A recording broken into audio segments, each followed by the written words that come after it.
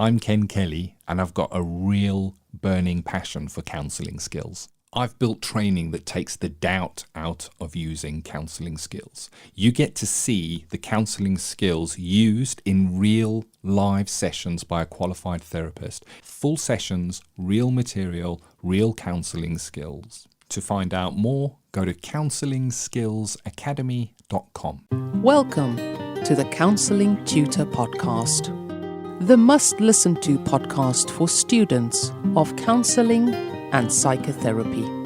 Here are your hosts, Rory Lees-Oakes and Ken Kelly. Hi, I'm Rory, and with me as always is Ken. How are you doing, Ken? I'm well, thank you for asking, Rory. I'm delighted to be here, and Rory and myself are delighted that you are here, that you're joining us for the Counselling Tutor Podcast, and you're joining us at episode 221. 3 topics covered today, starting off with our Counselling Foundations, where we're going to be looking at writing a case study, either as a student, but we're also required to write case studies further on in our professional development. So interesting topic, and I know it sends ice through the veins of many. Ooh, it does. The hairs on the back of the neck stand up. We're then going to look at Focus on Self, where we look at you as being the beating heart of your practice. And today we're speaking about taking a break. More on that when we get to that topic. And then we go into Practice Matters, where we dip our toe into what we may come across within our practice. And that can be anything from the business of running a practice through to client presentations. And today we're going to be looking at the power, threat, meaning framework. And we have Dr. Ian Newey, who Rory interviewed. Really, really good. You want to stick around for that. But we're going to start off Counselling Foundations, Rory, writing a case study. My voice is trembling just considering it.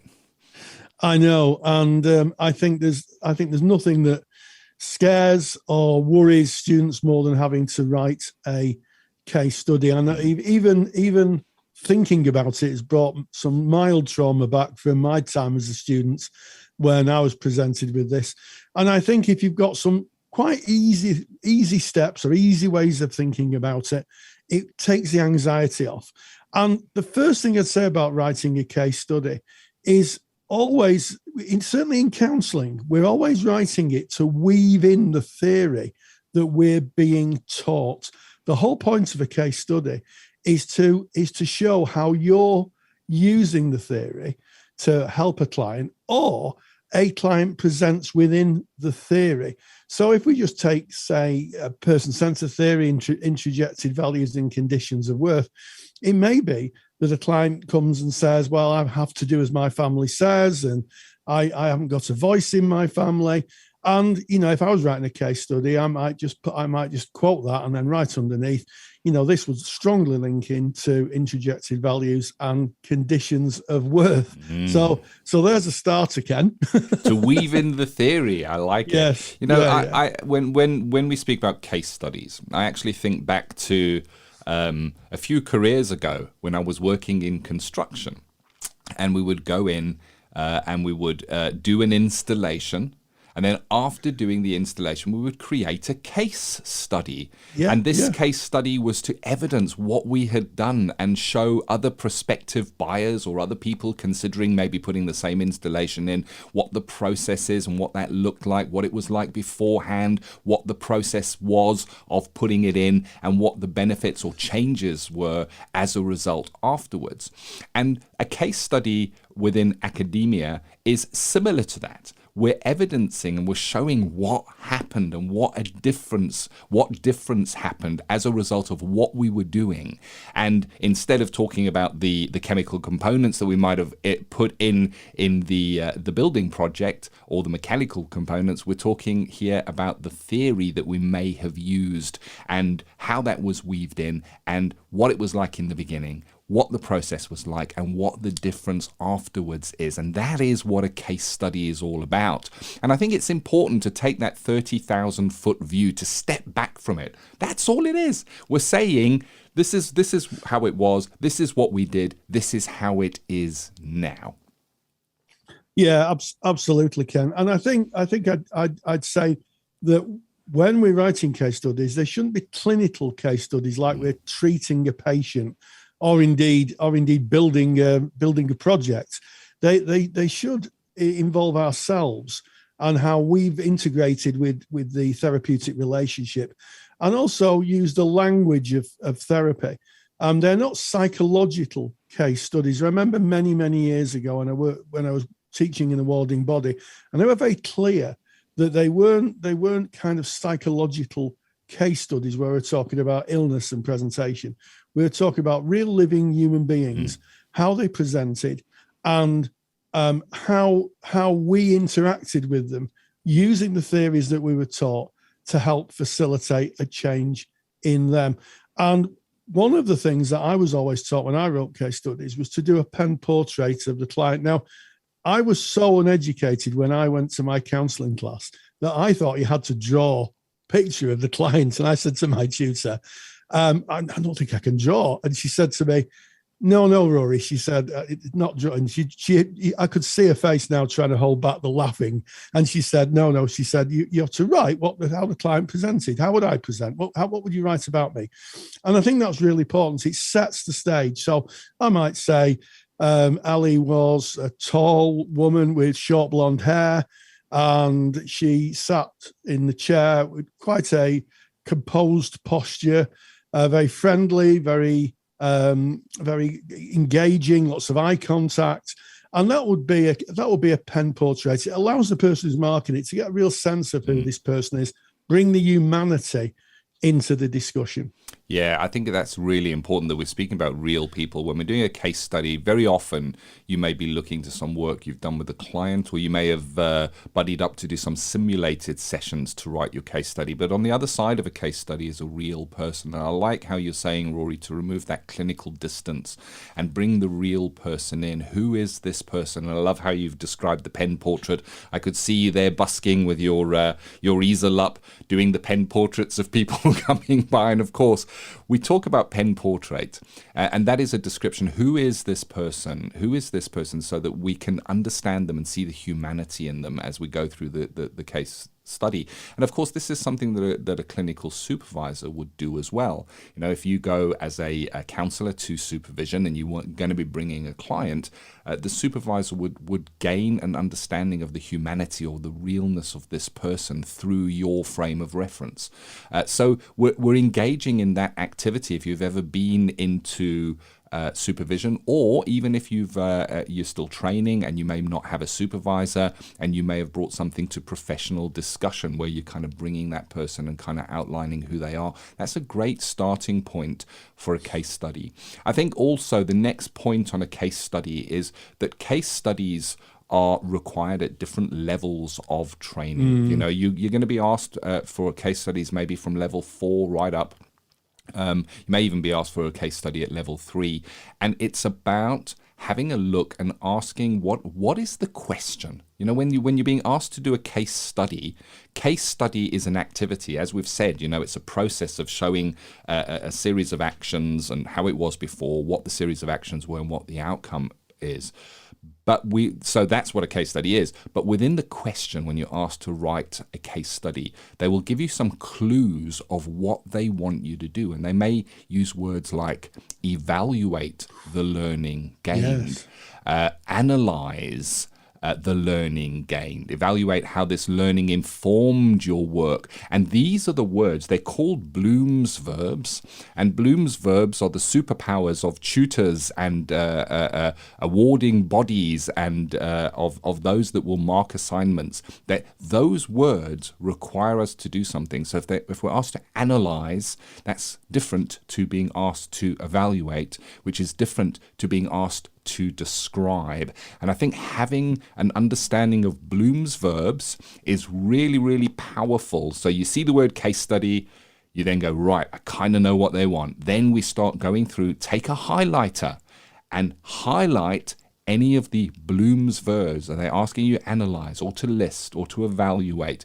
and highlight those? Go look them up again and refresh your memory of what does analyze mean. And it's all available on the internet. If you put in Bloom's verbs analyze, it's going to give you a lovely description of what analyze is. And it informs how you write what you're writing. We're still writing the same stuff. We're still writing the same journey, but we're writing it to the criteria or to those Bloom's verbs. So hopefully there's some use for you in that. Yes, Benjamin Bloom has got a lot to answer for. I met him a lot in my yeah, we'll get him in my teaching qualification. And of course, the reason these are asked for is they're testing the level of knowledge. Analyze and evaluate our high-level thinking skills. So you're asked to, usually in level 4, but as Ken alluded to, level 3. If you're producing a case study, they want to know how you've maybe applied the theory, your understanding of the theory as it works with the client, and analyze really is to take the separate parts and have a look at them. What happened with this introjected value? What happened when I used the necessary and sufficient conditions? And then the evaluation really is the outcome. After you've taken those component parts, I always think of it like baking a cake. You talk about the component parts of building the cake, the sugar, the icing, the cake mix, and you go into detail. And then when you put it all together, the evaluation is, how did the cake come out? What did it look like? Did it look like a cake? Did it taste like a cake?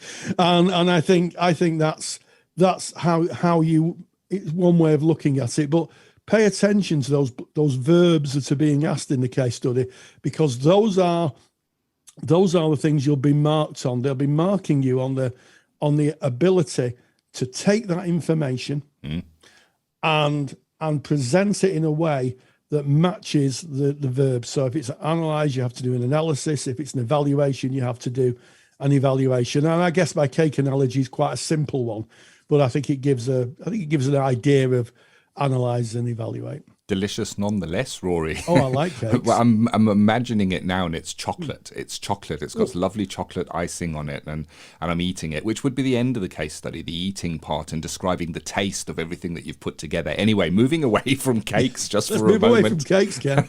So we're really speaking about now a case study in light of maybe some sessions that you've done with a peer, simulator sessions, or maybe with clients. If you're maybe working towards accreditation, you may be asked for a case study. If you're doing professional qualification post your grad, you may be asked to do a case study on work that you've done there as well. But another area of case study that we're often asked to do is that of supervision-based case study. And the process is exactly the same, but we might be looking to ourselves and what we took into supervision and how that played out in supervision. What were the outcomes of that? What did we use? What did we not use? And what difference did that make? So it's the same journey, but we would be looking to ourselves. We would look into our own supervision and doing the case study related to that topic. Yeah, absolutely. And I've produced one of my famous super duper handouts. To help you with this. It does reference a specific awarding body, but the language and the questions that are asked usually come up in different awarding bodies. And if you go to podcast episode 221 on the Counselling Tutor website, so go to the Counselling Tutor website, counsellingtutor.com, click the podcast tab, go to 221, and that handout is available for you to download and have a look at. And it's a really good handout because it gives you some really good tips on how to pop a case study together. Yes, it's I think case studies like building Lego. You've got all the little pieces in front of you, and it's just a matter of taking those pieces and putting them together. And Rory's super duper handout certainly shows some of the different ways to put things together. And I guess as we come to the end of this topic, just to kind of close with the closing of your case study. And of course, you're getting to the end of your case study, you're going to want to present some kind of a conclusion. It's kind of a so what? So I met with this client, we did all of these things, and this is what was presented, and this is the theory that I used, and these are the differences that I saw in the clients. And so? And again, you'd look to what are they asking you in the question. They may ask you to reflect on your learning. What did you take away from this? So there is a conclusion. So you're starting, as Rory put over so nicely with that pen portrait, describing who this person might be. to put a humanity to that. But we're going to be ending it as well, and it just kind of brings everything to a lovely close. And that may be, depending on what the question is and what you're asked to write about in your case study, it may be what you take away from this. And the interesting thing when you're looking at your own learning from something is it doesn't always have to be something you did. It can also be something you didn't do. You know, when you're looking back on something, you can say, let's take supervision, for example, and I took this to supervision. My supervisor suggested such and such and such. When I got with the client, that no longer seemed appropriate, so I chose not to use it because of such and such and such. So it's not always what we did do. It's also sometimes about what we didn't do. We may say, you know, looking back on that now, maybe I could have used this, and that may have had a different kind of outcome. So it's just that acknowledgement of the closing of your case study. Yes, and you spoke about reflection, and I think that's really important, Ken, but also reflection. Slightly different, reflection. And reflection, being reflexive, is what you would do differently. So reflecting is, well, you know, I might, you know, I could have used this intervention, or maybe if I'd have used a bit more silence, or, you know, that type of thing. Reflexivity is saying, if this presented again, I might do A, B, C, and D differently. Yeah. And it shows that you've taken the information and that you've reflected on it, and you've thought, this is how I'm going to change my practice. And I think that's really, really important. And being reflexive, I think, is something that's coming up more and more now in case studies. Yeah, it is very, very much so. And if you look into reading the questions, you may see that word reflexive being asked there. Reflective, what was the learning? Reflexive, what are you going to do about it now? Yes. What are you going to do? What's the action? So reflect the learning. Reflexive, how are you going to implement? What are you going to do differently going forward? It's the action you're going to take. So we close the case study and we move away from those counselling foundations onto a focus on self, which recognizes you as the heartbeat of your practice. We need to be okay to be there for others that we serve. And today we're talking about when there are times that come up where we may need to walk away. And that can be you're a student and things are getting really, really challenging for you. You may need to defer for a year and then pick up again. We've certainly seen that presentation in our Facebook group, but it can also be that you're qualified, a curveball comes your way, something that is unexpected, and you need to perhaps take a break from practice to look after self so that we don't face too much overwhelm or burnout where we can no longer be in service of those clients. And that came up, Rory, in our Facebook group. It did, and if you want to join our Facebook group, type Facebook. No, type Facebook into Facebook. Facebook, don't do that. Type Counselling Tutor into Facebook. You'll find us. We're a closed group. Knock on the door. Our warm and friendly and very supportive moderation team are going to let you in, and you're going to be joining thousands and thousands of like-minded people who talk about the world of counselling and psychotherapy and supervision, all things counselling. And you'll meet students, you'll meet qualified colleagues, and you'll also meet some supervisors. And there's a soup song, a smattering of tutors, all busily discussing topics and sharing information in our group. So come on over and join the party. Indeed. So that's where the question has come from, and we'd love you to be part of that communication. So looking at that, taking a break, needing a time out. So let's start maybe, Rory, but looking at a student that might be studying, becomes really overwhelming, maybe on a level 4 or level 5, where you're doing multiple years of study. You get to the end of a year and you go, don't feel that I can go on anymore now. I need some time. I need to look at myself. Yeah, I mean, you talk about curveballs, Ken, and in my experience of tutoring, curveballs such as bereavements, separations, jobs, people's jobs stop, or they have to change their jobs and they can no longer accommodate the hours for maybe daytime studies, are all things that can halt people in in their tracks. And awarding bodies, in my experience, are usually very, very good. I think you can defer for a year for most awarding bodies. Check with the awarding body. Yep. However, some training providers may not be as supportive. So I think you need to be thoughtful. And if you're thinking of going for training, just ask the question: what happens if I have to defer for a year? But it can happen. And I think in qualified practice, I've been talking to colleagues and they've emailed me and said I've had to step out of practice because I've had some personal difficulties. And you know what, Ken? That's the right thing to do. 100%. That's the right thing to do. Sometimes with personal difficulties, we can be stoic and we can soldier on if you like. But sometimes our personal difficulties are so present and so big that we have to put ourselves first and our own situation first. And yes, ethically manage our practices and make sure our clients aren't just left. But stepping out isn't a bad thing. It can sometimes be just a case of pure survival, I think.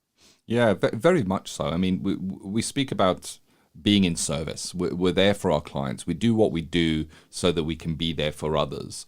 But if we're going through our own challenges and our own difficulties, then we're not best able to be there. And whether that's your studies, that you're not able to focus your attention on that, or if you're in practice and you're no longer able to be there for your clients. But it doesn't mean that it's a forever situation. It could be transient. It could be something that would pass over. And it's okay to take some time out. So if you are a qualified practitioner and you're in practice, look to your ethical body, to whoever holds the framework to which you work, National Counselling Society, BACP, UKCP, if you're based in the UK, wherever you are, look to your ethical body, and you will find that there is an allowance for stopping counselling for some time. And I know this because I have my own personal experience. During my journey, a curveball, something I never expected, came along. I received a diagnosis. It was something I did not expect. Some traits started showing in myself, and when I started looking into that, it eventually led down the path to a diagnosis of autism. And that was a massive surprise to me. It kind of rocked my world, and I needed to come to terms with that, come to peace with that, and to look to self and take some time out to kind of rewrite who I was. And I found that my ethical body was understanding of that and were happy for me to step out for a period of time. There is, of course, there is a point in how long you can step out and hold and keep your qualification. So it's just worth checking that with your ethical body. Yeah, absolutely. And, you speak to your supervisor, take advice, your supervisor, peers. And, I've known lots of people who've just, sometimes people come to the end of it. Our profession is very, very, very demanding. And we work with, very difficult presentations. We hear stories that you wouldn't see, without any disrespect, on a soap opera. I've heard some very, very difficult things as a therapist. And I've known colleagues who've said, I really can't do any more. I really need to leave that behind and move on. And that's fine. That's really fine. It might be that some people just come to the end of the road. And if that's the case, then, close your practice, go through the professional procedure of closing your practice and move on to a happy life.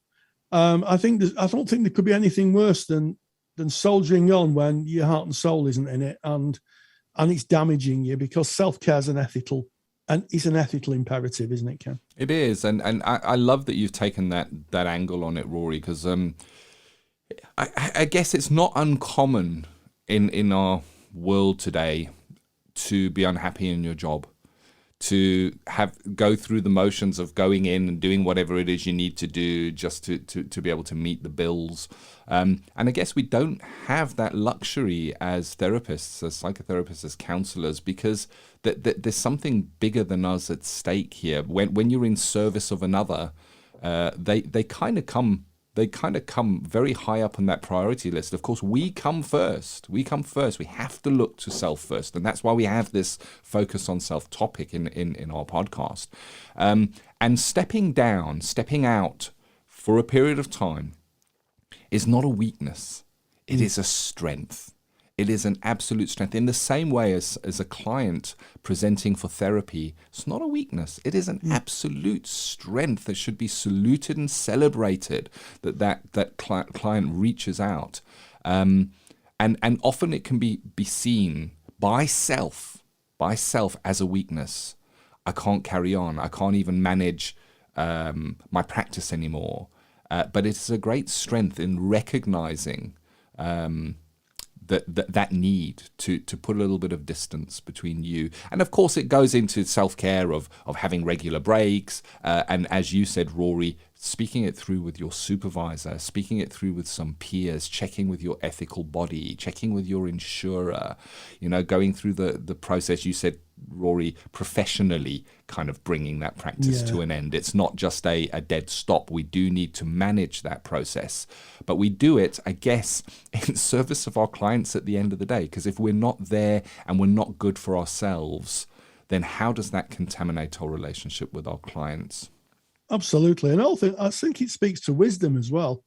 I think that people who make these decisions, they're displaying wisdom. They're saying, by carrying on, I'm going to damage myself, and therefore I'm going to damage, therefore I could damage a client. So yes, and I think it's really important that if you listen to this, you might think, oh, well, this sounds like what we're at the position I'm in at the moment. Yeah, it does speak to wisdom, and it does speak to doing the right thing. And as long as you close your practice down, you make sure that you follow the steps. Lots of ethical bodies have steps, a guide how to stop your practice, and what to do with the data as well, because you've collated data through the years, notes and contact details. What do you do with that? That needs to be dealt with. But if you're going down that road, if you do it properly, you can move away from it. You can always come back, within a specified time, but you maybe give you that space to, look at your life a bit more holistically, decide what your next moves are. It's so important. I don't think anybody in our profession should go past the point where they're burnt out, because I think there lies tragedy, to be honest, Ken. Indeed. And what's interesting is I guess we get a ringside seat in Counselling Tutor. Rory and myself are in a privileged position in that we're involved in the journey of many thousands of students becoming counsellors, and many thousands of counsellors who are taking further professional development and training. And it is not uncommon for us to hear of individuals coming back and going back into formal training after maybe taking 5 years away. I used to counsel. I needed to move away for whatever reasons that were, and I'm coming back now. And what's really interesting to me, Rory, is in kind of, and I guess I don't want to generalize here, but in kind of speaking to some of those individuals, the light seems to burn very brightly when they do return. The passion seems to burn very brightly when they do return. And I can only imagine when you're stepping away, maybe that light has dimmed. Maybe it's not as bright. And of course, that's not always the case. It can be external circumstances beyond your control that may mean that you need to step away from practice. We don't, life is life, and we don't get to control what comes our way, but we do get to control how we act and react within those circumstances. That's the only thing we have any control of. And sometimes the right thing is to step down. Absolutely, Ken. And I get letters in the mailbox from time to time with people saying exactly that. And and I write back to them and I say, if you've written this letter or this email to me, it shows that at some level you've got some intent. And you're asking my advice. Well, my advice would be listen to yourself, listen to your heart, and how is it going to benefit you? How's it going to benefit you? And people could write back and they go, I never thought of it that way. I never thought of it that way. And I think it really speaks to the fact that a lot of therapists and, most of my wider network believe they're in service to clients. They believe they're in service to clients. And we are. But also, to be in service, we need to be in service to ourselves. I always say selfish gets a bad press. And sometimes just thinking of ourselves and saying, I just need to look after self, I think is wise. I think it's prudent. And I think if that is how you feel, it should be acted on sooner rather than later. And there it is. Focus on self. And we now move into Practice Matters, where we dip our toe into the world that is practice. And we bring a whole lot of different topics when we speak about Practice Matters. But today is a really, really interesting topic. I think you're going to get a lot from this. But before we go into that, and before Rory kind of introduces this topic, I excitedly say that we have a brand new sponsor who has joined us on the Counselling Tutor Podcast, who is proudly sponsoring Practice Matters, and that is the National Counselling Society. And you'll hear just a little bit more about that in just a moment or two. But firstly, what can we expect from Practice Matters? I know, Rory, that you met up with Dr. Ian Newey to look over the power, threat, meaning framework. And what I do know is that afterwards you were bubbling with excitement. You, in a leadership team meeting, were saying how amazing this interview was and the content that came from that. I read a book. I read the occasional book. It comes as no surprise, possibly, called A Straight Talking Introduction to the Power, Threat, Meaning Framework by Mary Boyle and Lucy Johnstone. And this is a framework of destigmatizing people who've got mental health diagnoses. Sometimes, when we hear bipolar, schizophrenia, clinical depression, sometimes they feel like a brick wall. And the power, threat, meaning framework is an antidote to that. It's an absolute antidote to it. And it asks us to consider the people as humans, not a diagnosis.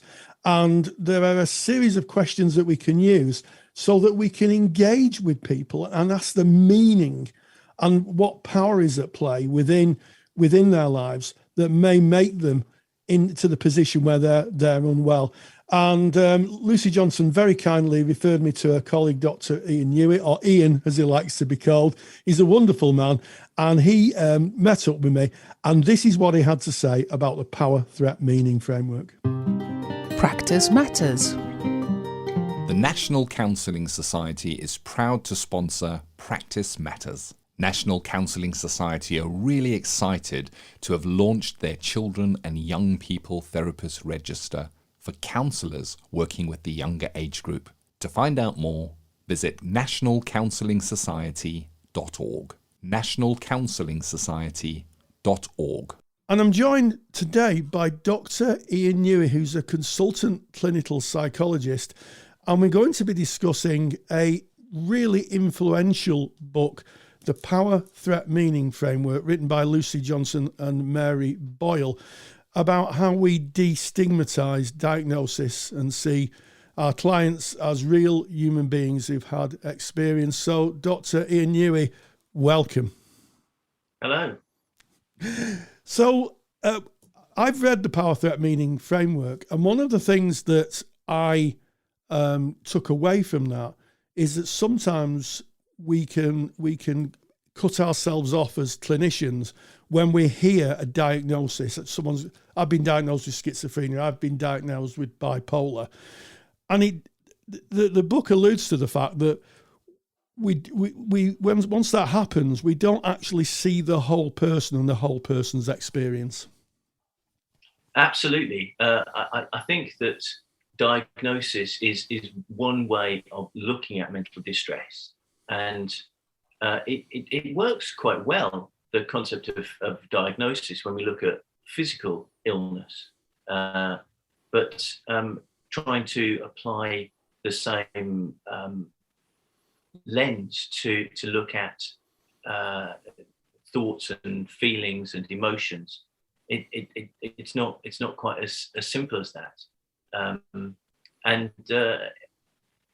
diagnosis isn't an answer. it's a particular set of patterns that have been put together by a committee, and if you look at the ICD, the International Classification of Diseases, and the DSM, the Diagnostic Statistical Manual, both of which are used in Europe and in America, respectively, those diagnoses have increased many times over the different editions.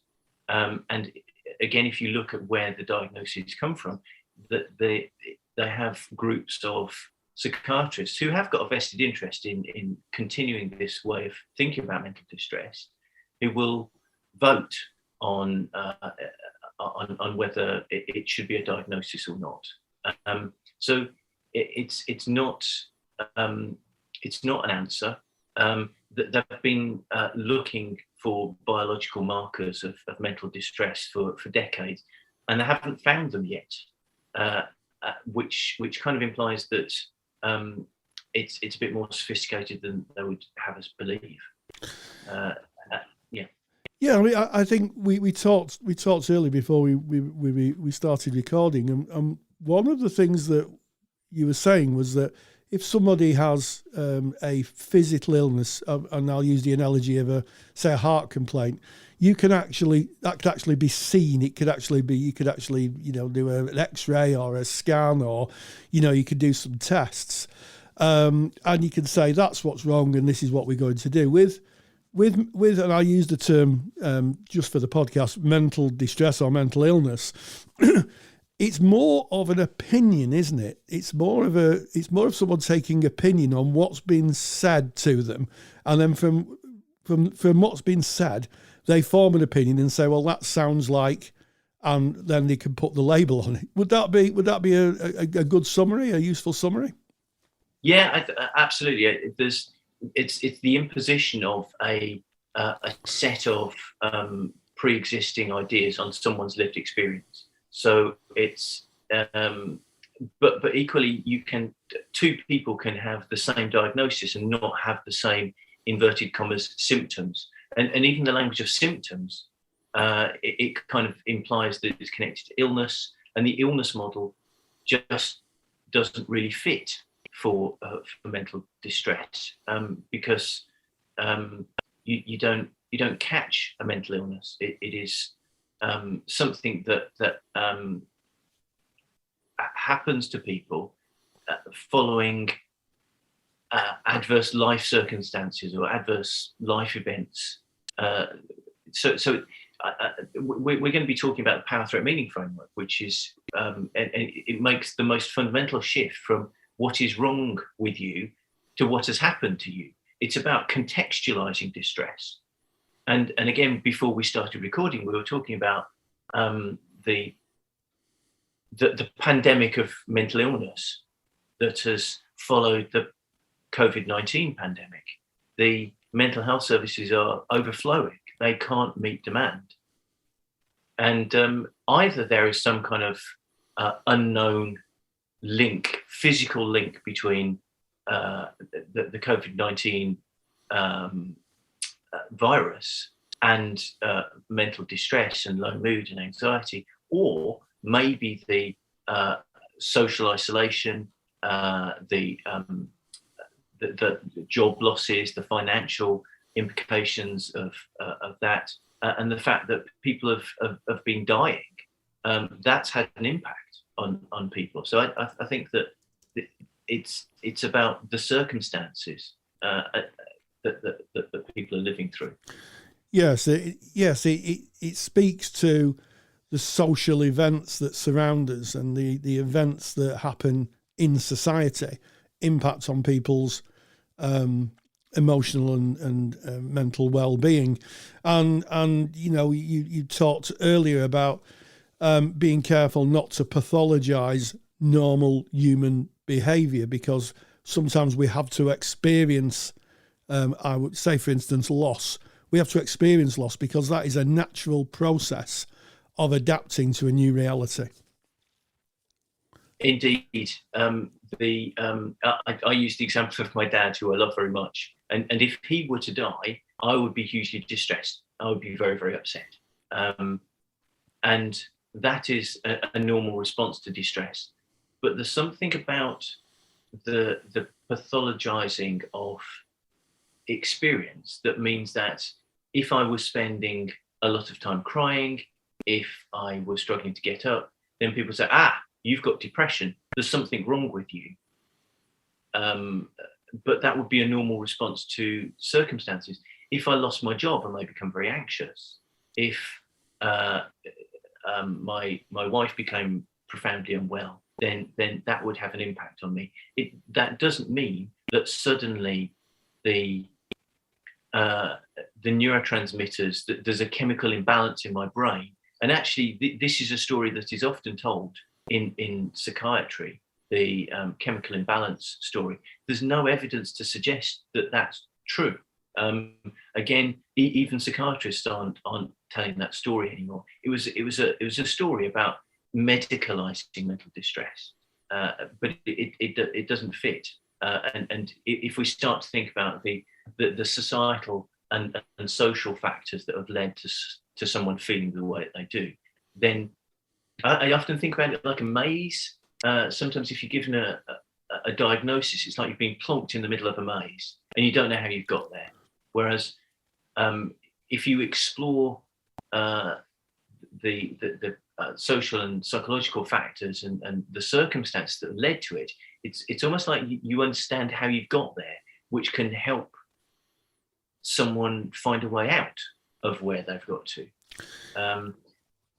Yes, and I think it kind of brings us neatly to the questions that the power threat meaning framework use to move away from the typical question of what is wrong with you, and maybe to go into the question as what's happened to you. And one of the things when I read the book was this made complete sense to me, because you're trying to enter someone's lived experience, trying to make sense of how they came to be where they are, meeting them where they are. So what are these questions, and how useful are they from the terms of the service user or the client? Okay, there are some core questions in the power threat meaning framework, and they're covered not only in the document that's on the British Psychological Society website, but also in the book that you're making reference to, which is the Straight Talking Introduction to the Power Threat Meaning Framework, written by Lucy Johnstone and Mary Boyle, that I'm going to refer to now, because I just want to make sure that I get it absolutely right. So instead of asking what's wrong with me, ask what's happened to me. So there are questions that the Power Threat Meaning Framework, or PTMF, expand this into, and they ask what's happened to you, and that can be expanded in how is power operating in your life. And power is a core feature of the PTMF, and it's not just about the power that has been exerted on you. And we think about the impact of poverty, we think about the impact of education or lack of education, we think about race and racism, and we think about certain people who are given many more opportunities than others. And I've got power in that I've got doctor in front of my name. I'm a white, middle-aged, middle-class male, which means that I've got tremendous amounts of power. And some people from different demographics, they wouldn't have access to that power. And that there are societal and ideological power that's influenced that puts people in a position on a hierarchy of power. And so people have got access to their own power resources, but also power can be exerted upon them through abuse, neglect, family relationships, all sorts of things. Anyway, so that's just the first question. So the second question is, how did it affect you? So that's what kind of threats did it pose, and that's about exploring, if we take race as an example. I'm reading a brilliant book by David Harewood at the moment, who has got some lived experience as a black man growing up in Birmingham, which is where I'm from.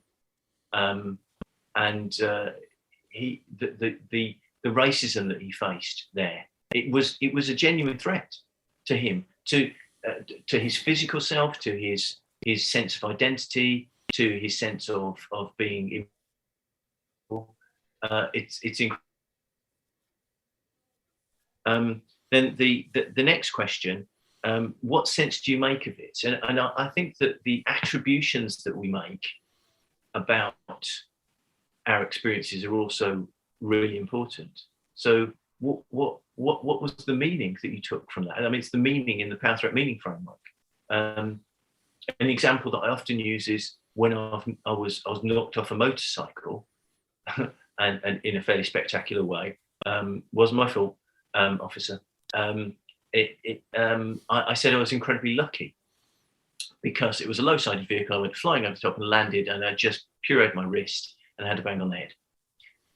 Someone else may have made a very different attribution and may have said I was very unlucky in that I wasn't doing anything wrong, and this car turned across my path, and I was very significantly injured, and that would have a very different impact on your narrative, your story of your life.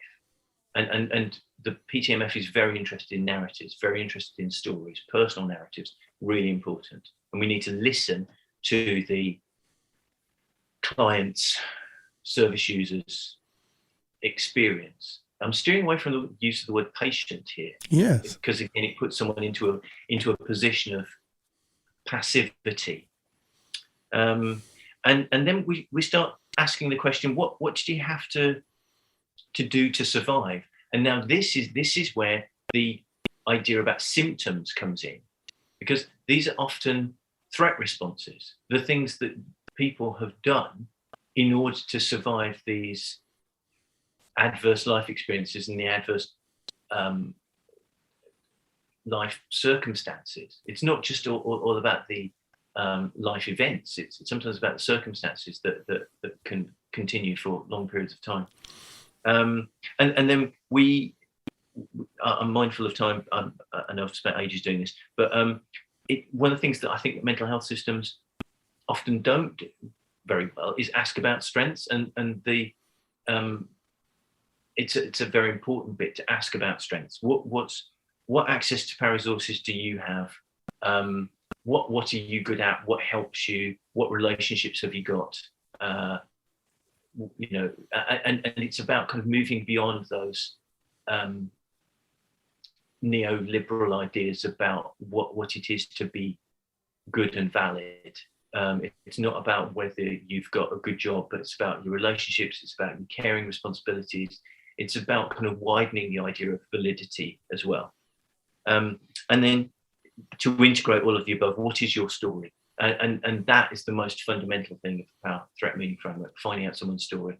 And we shouldn't be closed down by, oh, well, I've got psychosis in inverted commas. Oh, I've got schizophrenia in inverted commas. Oh, I've got an emotionally unstable personality disorder. That's a personal diagnosis, can cause distress. And I think that as mental health professionals, as people who working with people to try and care for them, we probably shouldn't be doing things that make them worse. Yes.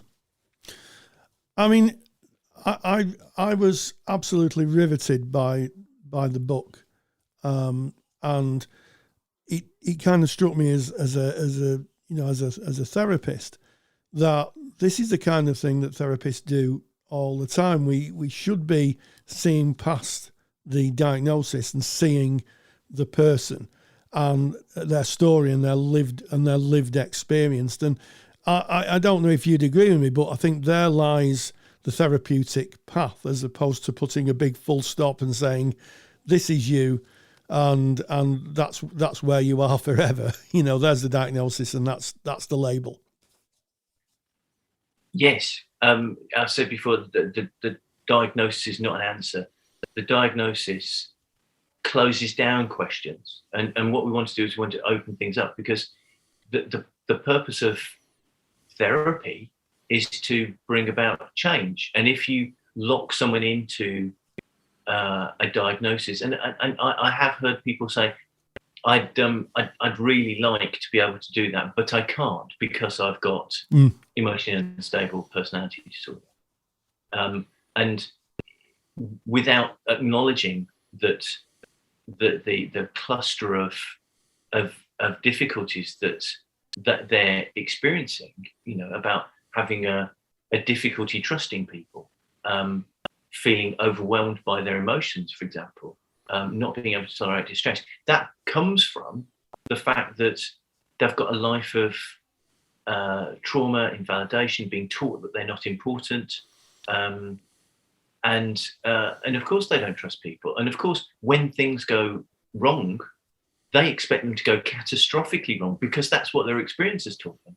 Now, if you get a story and you understand that they've got a number of responses to the threats that are being posed in their lives, we can think with them. Once you've understood the etiology, the way that the responses have been constructed, you can ask, are these useful for you now? Are there different stories that you can tell? And we can start to move towards more psychological flexibility, as people like Steve Hayes and Russ Harris would talk about in the acceptance and commitment therapy literature. It's about flexibility and moving on towards I guess a life worth living. If we're, I'll quote Marshall Linehan as well, because everyone can move towards a life worth living, and that hope of change and of experiencing the distress in life, but also finding joy and beauty. We've got to hold that for them, even if the people with whom we're meeting can't see that for themselves at the time. Well, Ian, as you've asked me to call you, I think a life worth living is probably a apt place to finish this interview. It's been really enlightening, totally refreshing. So Ian Newey, Dr. Ian Newey, thank you very much.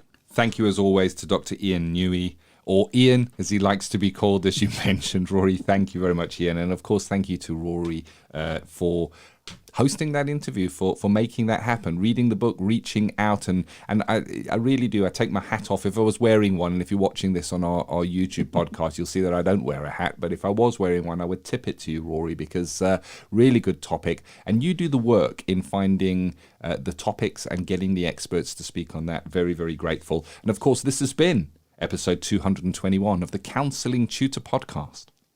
Yeah, so we started off by talking in Counselling Foundations about how to write a case study, and we talked about Benjamin Bloom's verbs and gave some overview on the things you might need to consider.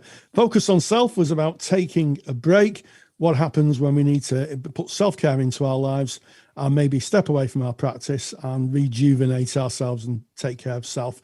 And then in Practice Matters, I met up with Dr. Ian Newey, and we talked about the power, threat, meaning framework, a new set of thinking in the world of mental health, and one I think that's very much overdue and is going to be of so much benefit to those people who sadly don't have the best mental health.